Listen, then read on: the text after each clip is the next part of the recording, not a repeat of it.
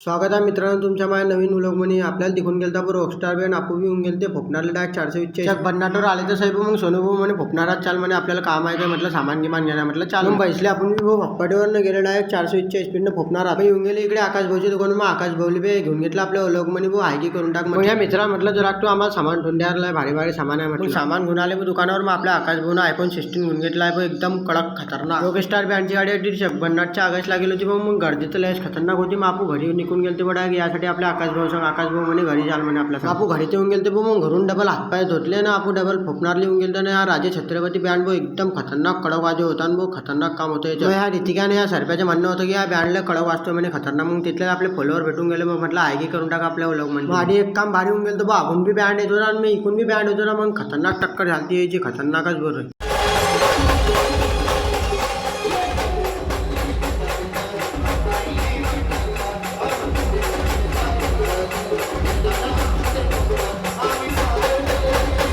मग राजे छत्रपती बँडले पाहिला भाऊ ना इकडे आले रॉकस्टारकडे. रॉकस्टारची क्वालिटी काय खतरनाक होती भाऊ म्हटलं काय. आणि आधी भीड मावे ना भाऊ एकदम खतरनाक भीड येईल होती. पुरं चारोतर चक्का जाम.